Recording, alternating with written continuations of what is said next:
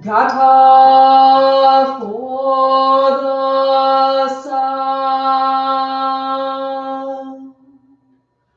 of the bell.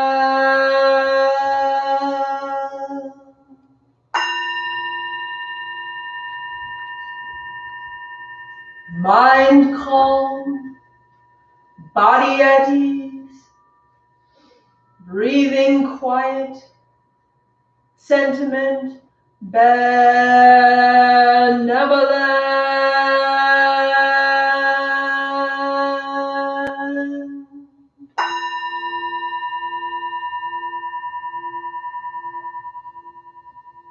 Dharma friends, sitting still in vital silence,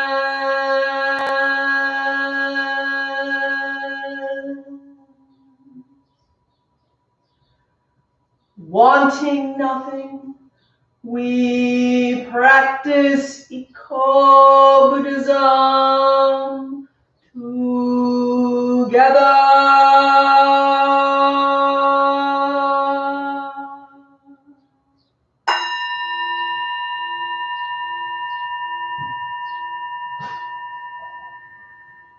The sound of the temple bell booms for all to cease from conflict.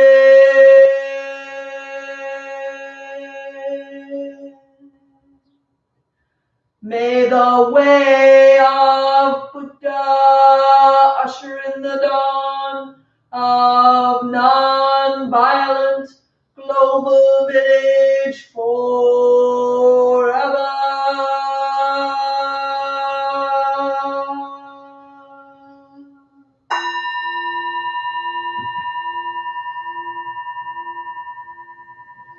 Here is the after sound of the bell.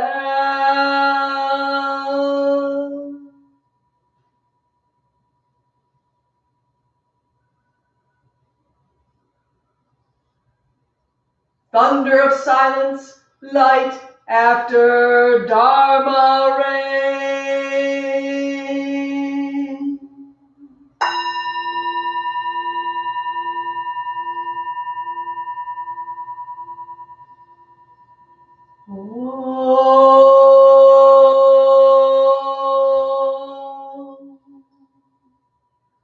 Amoga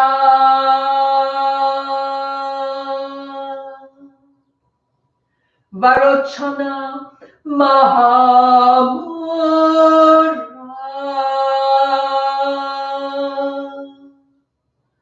Manipadme Jvala Pravartaya.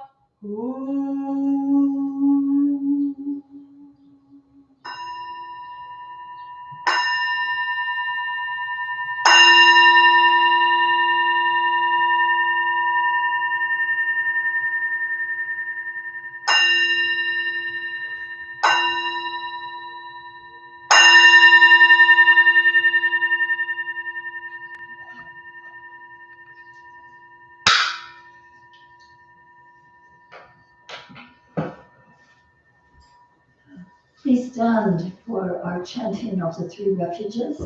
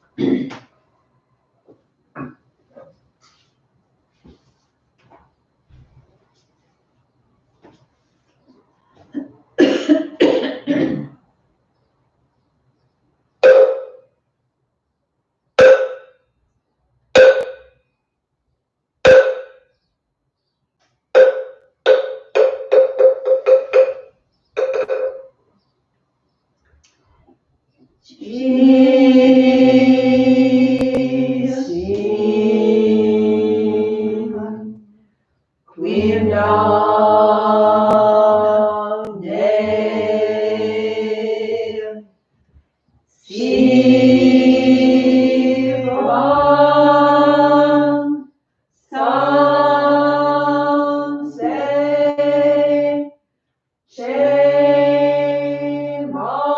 Shemam Chale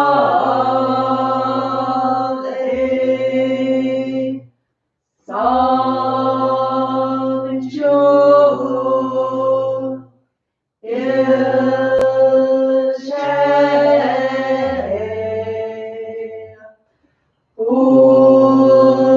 Shemam Chale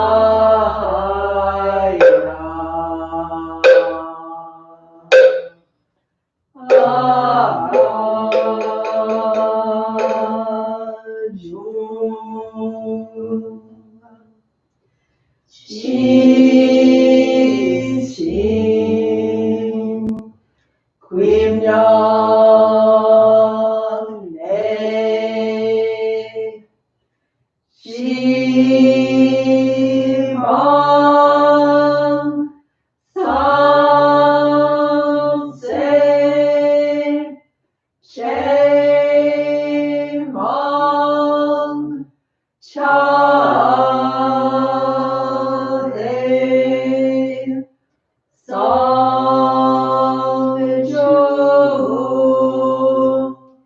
Ilche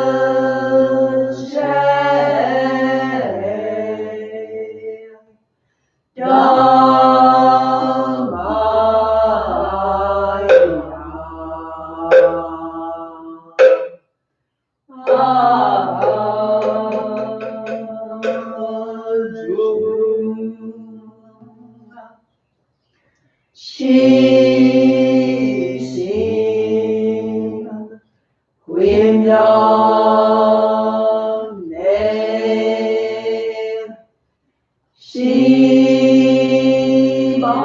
Shimam Samse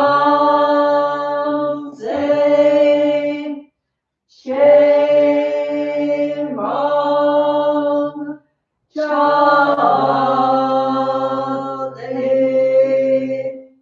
Sanjo Ilche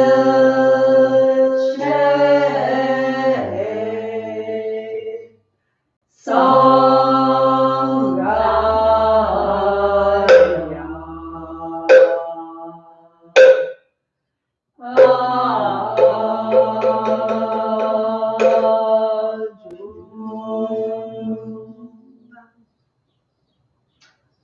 And please repeat after me the one English version of the translation of these three refuges. I go for refuge to the Buddha. I go for refuge to the Buddha And resolve with all beings. and resolve with all beings. I will cultivate a heart of enlightenment.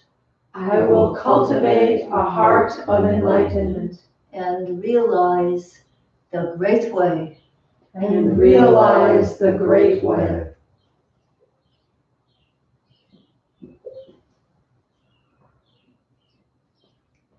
I go for refuge to the Dharma. I go for refuge to the Dharma And resolve with all beings.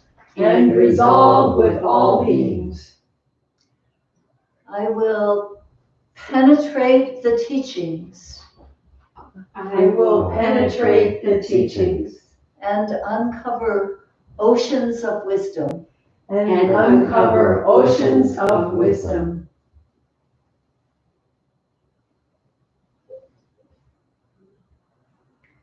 I go for refuge to the Sangha. I go for refuge to the Sangha And resolve with all beings. and resolve with all beings.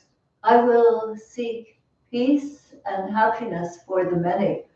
I will seek peace and happiness for the many And transform this world into Buddha lands unimpeded.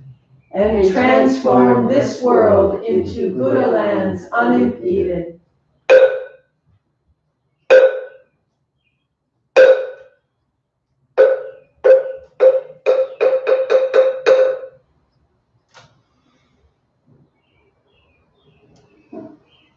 please now return for another period of meditation, about 5 minutes. And then we will have a Dharma talk this morning by Brother Bapu. So please go ahead and sit down.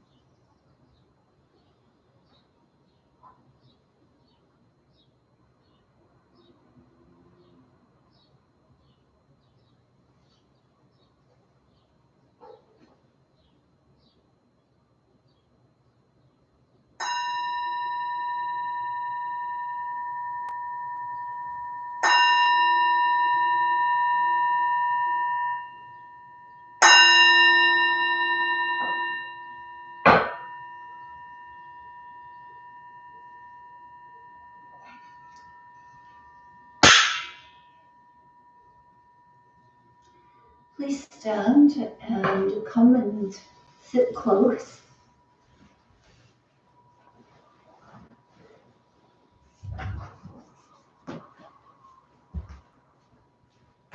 Whatever that means, wherever you are.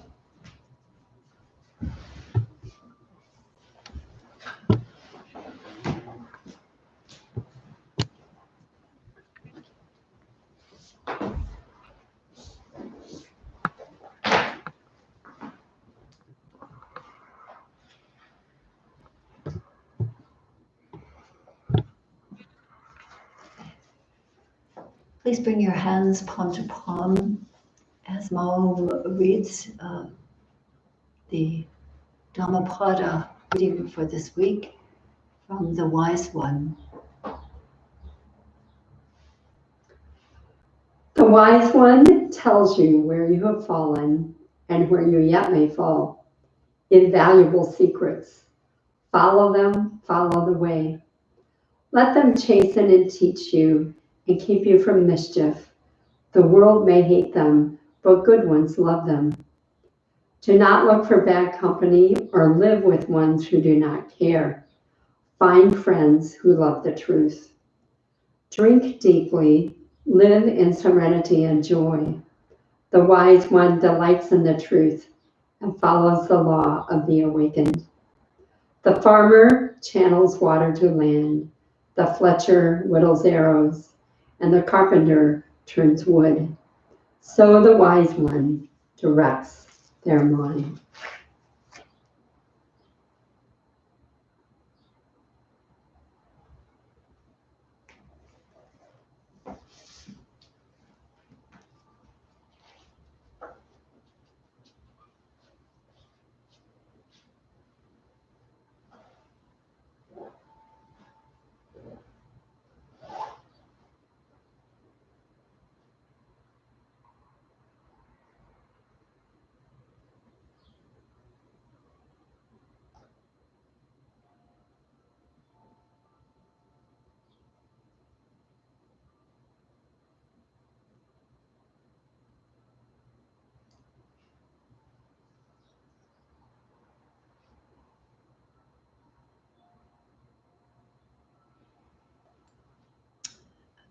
Wayside flowers, a fresh breeze through the open door.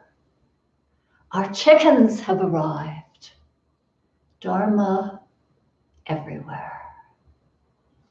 And this morning, we're very fortunate to have Brother Chun Thich Van Vu to offer Dharma for you. Brother Phat Vu, has been living here at the temple with us since January. And we're very appreciative of his presence with us. He was ordained as a monastic in Thich Nhat Hanh's order at Plum Village in 2003. And then after some more years, he received lamp transmission. And he's been at Plum Village, at Deer Park in California Monastery, and also in Blue Cliff Monastery. Most recently, he has been part of something called Dharma Pathways, which are some of Thich Nhat Hanh's monastics who decided to come into the world and see how they could offer Dharma and be of assistance. So that's how we happened to get here. So he's kind of those are all the credentials. I guess you would put them on a resume or something. But there's much more to him. Everything from, he just took up drawing, he announced this morning, after not doing it for a really long time. And also he built our chicken coop, and he has had innumerable kind of influences in some beautiful ways. So You will find this out for yourself. Welcome, Brother Fabu. Please enjoy these people from, I guess, all around the world. Yeah.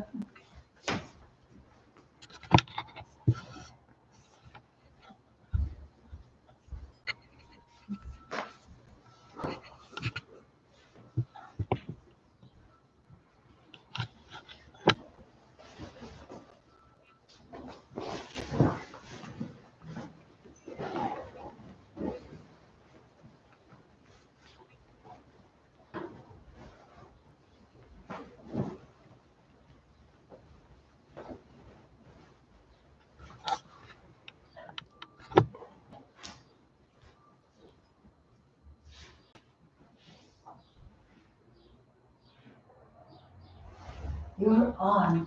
I'm on.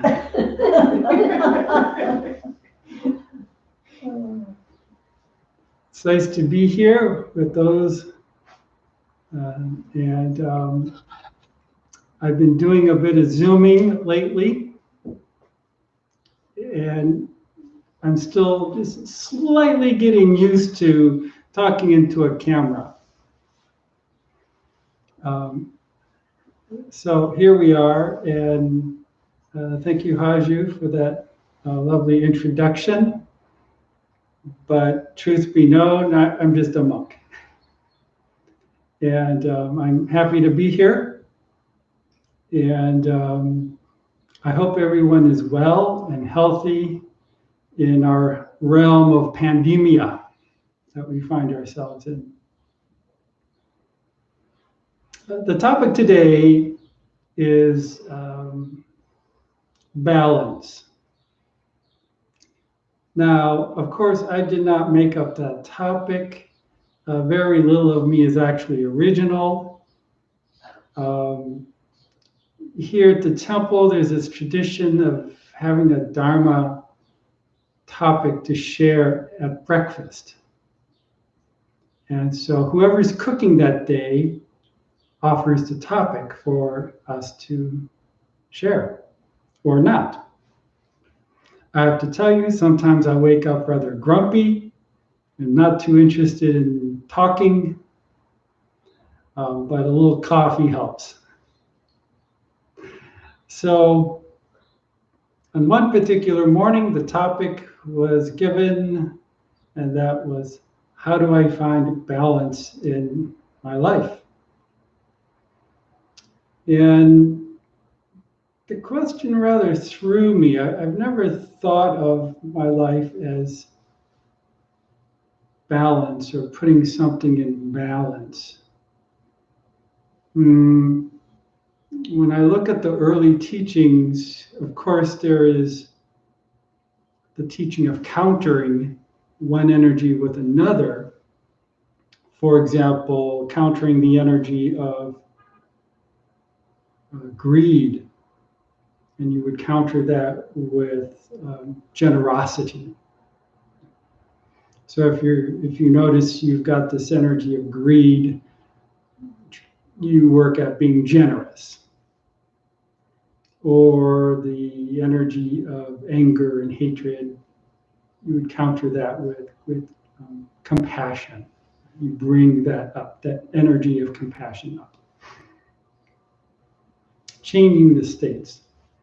And although I have practiced that, most definitely, it seems more of a countering practice than a balancing practice. And so I thought more about this after having a few sips of coffee. And I began to realize that for me, this idea of balancing seems to be having this underlying energy of getting away from something. Right? We're over here, I'm over here, and I want to be over there. I don't want to be in this place, I want to be in that place. Wherever those places are. And we have this natural tendency to do that, even on a subliminal level, that we don't know we do that. I'm certainly not always aware when I do that because it happens on such a subtle level. Sometimes it's a very obvious level. And so this idea of getting away from something to get to something. And the Buddha described that as conditions for suffering, right? We suffer when we're around things we don't like. And we suffer when we're separated from things we do like. It's out of our reach and we want that. And I've noticed that it is not just a matter of things. Like, I really want that chocolate cake. But it's also, I think, more deeply, it really speaks to what's going on inside. Emotions. We all have emotions we don't want to be around. We'd rather be Buddha than Mara. We want to be the good practitioner. I want to be the holy monk.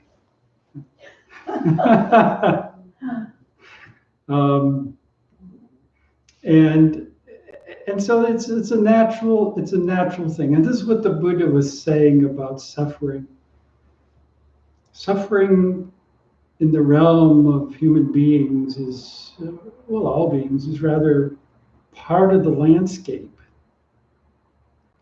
And so the Buddha taught that, yes, it's part of the landscape. It's part of the human scope of understanding and behavior. And so when we're confronted with difficulties, we want to go over there. We want to escape. Maybe we go on Amazon and get a self-help book on something, how to get away from this. So this idea of balance for me seems to be, has a lot to do with not wanting to be here. Wanting to be over there. Right? We want to be whole, we want to be connected, we want unity, we want joy, we want happiness. And we don't want unhappiness and lack of joy and lack of well-being and so forth. But a funny thing, and the observations about my life is about the observations of my life, right? And what's going on inside. What's my internal karma?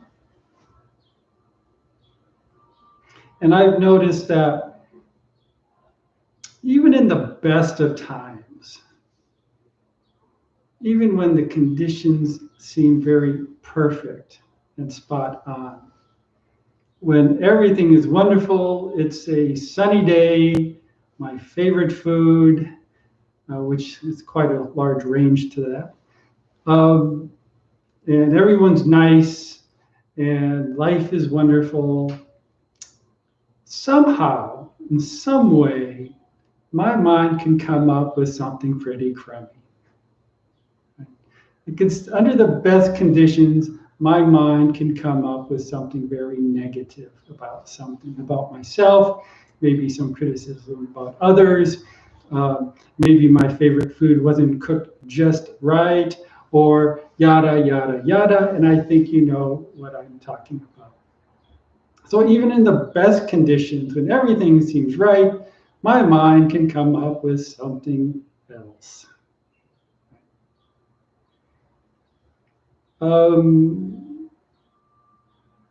On the other hand, when things seem to be difficult and challenging and very disagreeable, somehow my mind can come up with something positive. And I'm not sure how that quite works. I think the mind just does what the mind does. All the conditionings of life brings us to where we are today. And so this idea of balancing seems really quite foreign to me. If I was going to put a term or a description, I would have to say it's something perhaps like equanimity. Equanimity born from samadhi. That regardless of what the mind creates, there is still our awareness of it.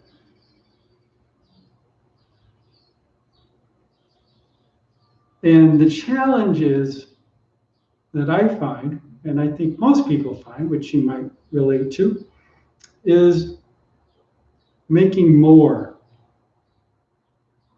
Right? So this negative attitude, this negative energy comes up of one type or another. And what happens? We make more. Right? We create a story out of it. It just starts out as this feeling or sensation, and then it implodes into more, or explodes into more and more. More thoughts, more ideas, more imagination, what ifs, it shouldn't, it should, etc., etc., etc. We create quite an interesting landscape in our minds.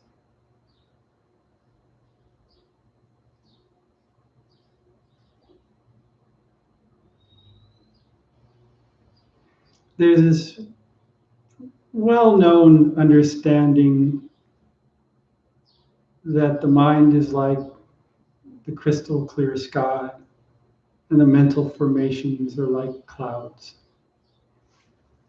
They come and they go. Pretty simple. You just look up.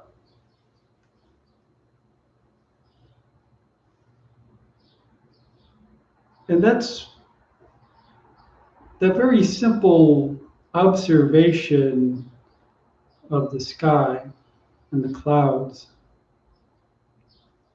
Do you see that in your own minds? Do you see that capacity in your own minds? Of just observing and watching as a thought arises, abides, and extinguishes. Because that's what happens. Right? If you're sitting in meditation, you can observe things come and things go. And that's the nature of our conscious mind. Things come and things go. Sometimes the things that come are dark clouds. Sometimes they're light, fluffy clouds. Sometimes they're hazy days, hazy skies. And then it changes. So I find that when I do wake up in the morning, going to breakfast, oh, another Dharma sharing, I've got to share. Oh, I've got to do this, I've got to do that. I just wait a few minutes and miraculously it changes. As long as I don't make more.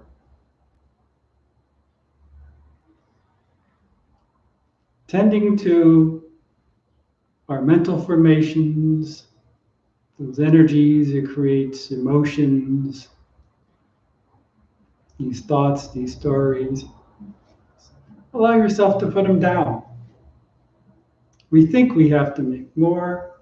We think we have to create stories. We think this has to happen or that has to happen. Put it down. Release it. Let go. Be okay. I'm okay in that moment of crabbiness. It's okay for me to feel crabby. And when I do that, when I allow myself that, miraculously,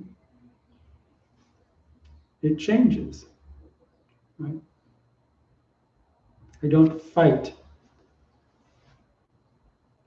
I don't have to be this. I don't have to be that.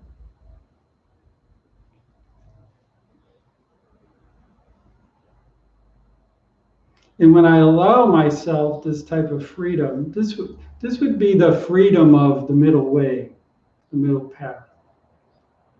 Not this and not that. Just allowing it to be in that spaciousness. That's where I find my balance, if we can call it that.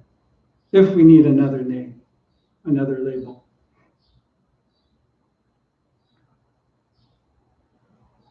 Not getting caught in likes and dislikes.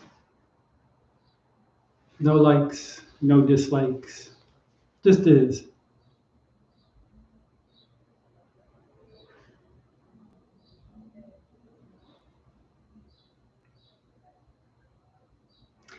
I think this is how I get through life these days. It's a very nice place to be. I haven't had that before.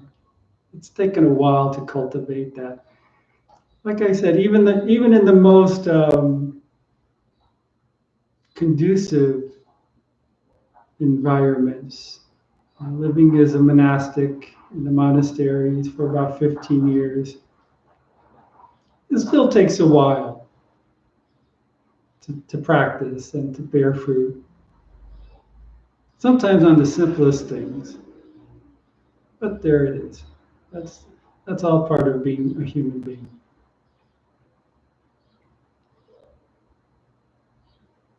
So not getting caught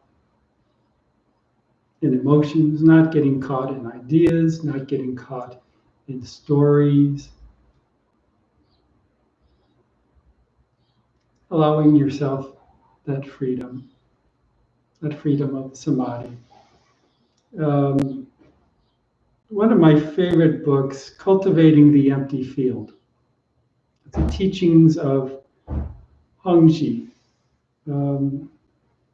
11th century Chan master, I believe, or 12th. I think it's 11th century. He had this one teaching, and it's entitled Playing in the Field of Samadhi.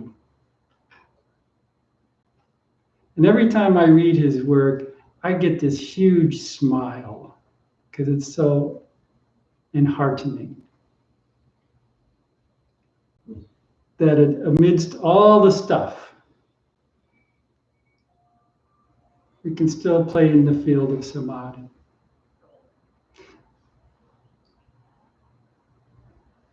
This topic of balance, I think it has a lot of relevancy today with everything going on, the pandemic, dealing with our lives during the pandemic.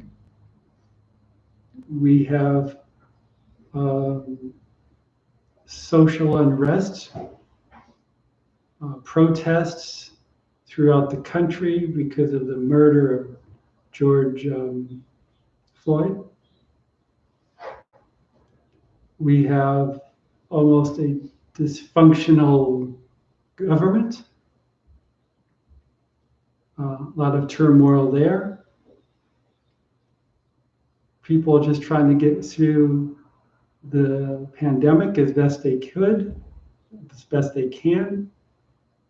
So there's a lot going on in society, a lot going on in our lives.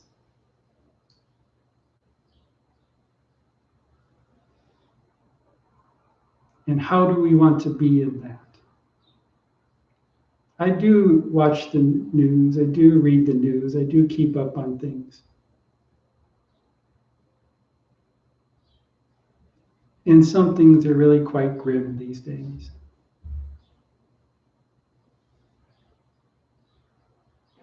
But I have the Dharma, I have the teachings, I have the practice, I have my Dharma friends. And that's an important aspect of my life. I hope it's an important aspect of your life, and I hope you have found a lot of joy in your practice and in your lives around and in and through the Dharma. Because despite all of the things going on and the uncertainty and the unknown and all of what life has, we still have the capacity to play in the field of samadhi, if we so choose. Dharma is an empowerment. Mindfulness is an empowerment. We have the capacity to change the conditions of our inner landscape. We have the capacity to see a little further and a little deeper into things. We do not have to run with the crowd. Right? That was the Buddha's. I think that has always been my attraction to Buddhism. That I didn't have to run with the crowds. I can chart a new way. That I didn't have to always follow the things created in my mind. Because in my life, some of those things were quite destructive. Yeah. That there was a better way. And despite all the mud and muck that we might find ourselves around, usually there is a lotus that emerges from the muck.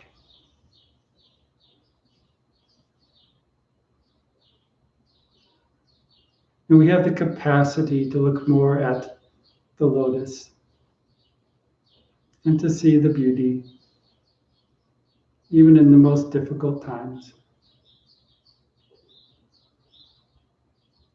My own teacher, Venerable Master Thich Nhat Hanh, has had a very difficult life. How many can say that they've had grenades thrown at them? Not too many people.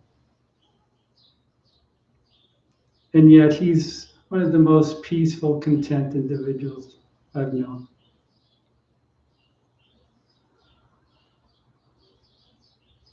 So, finding our way. I find my way by letting go, releasing, not being concerned with whether I'm in balance or not, but my capacity to release the swaying of this and that, of here and there,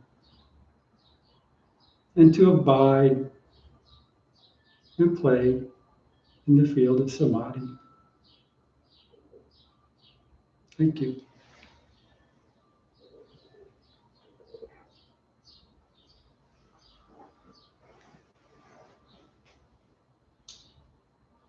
Well, and thank you very much. So you can't see me, but you can hear me, I think. And Malum is just about now to make some announcements. We couldn't run away for long. They can see us now.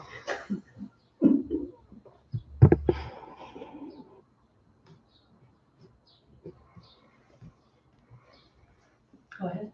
Okay. So good morning, everyone. Thank you for being with us, and thank you for the wonderful Dharma talk, Brother Fabu. We said that if it was good enough, we would have Chinese food for lunch. So I think we're serving Chinese for lunch. Yay! After our service ends today, please join in for tea time if you wish. Those of you who've been to the virtual tea time before with Tongsan and Kusa already know the link to click to get there. And if you do not have that information, look on our Facebook page and you'll find it fairly quickly. Recovery Dharma will meet at noon today. And Hadu asked me to talk a little bit about temple residency because as things settle down and we open up a bit, we will again be coming to have residency opportunities available for those who want to come and stay at the temple for a while. It could be just for a week, could be for a couple months, or it could be longer term than that. This is a wonderful way to play in the field of samadhi. And so please come join us in this.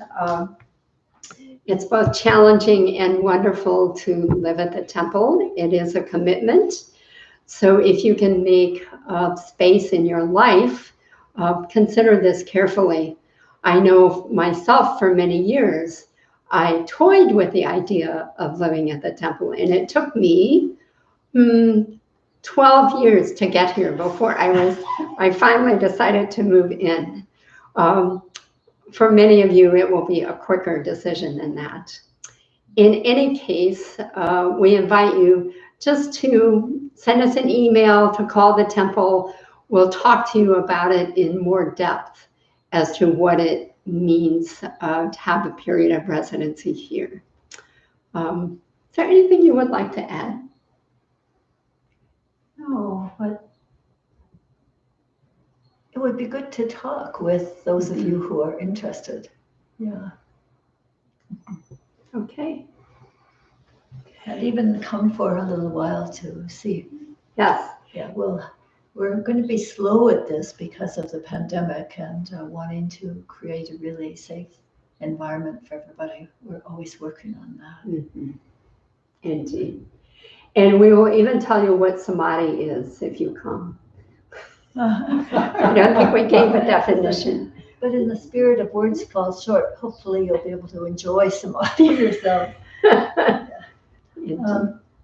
Yes, and also I think we're very grateful for your financial support. It comes in surprises where all of a sudden there'll be a check in the mail or there'll be a PayPal deposit that we didn't expect. And we do not have the income that we are used to having, but we still have the bills that we are used to having, including our mortgage payment, which is really large for this building that we're broadcasting from right now, that we're streaming from right now. So we really appreciate when you surprise us with financial support.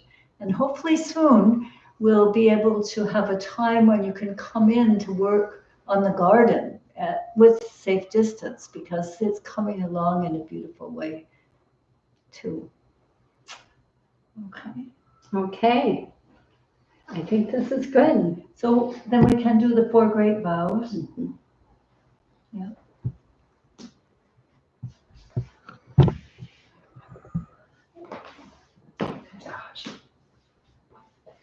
It's okay. It's okay.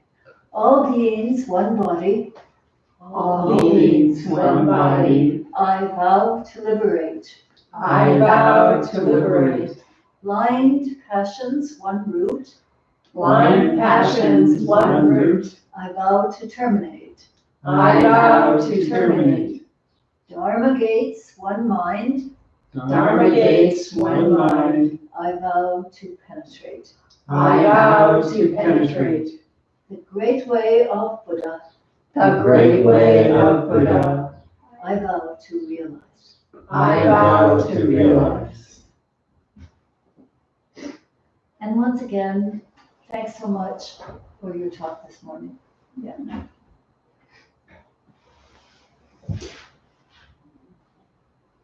Bye, everyone.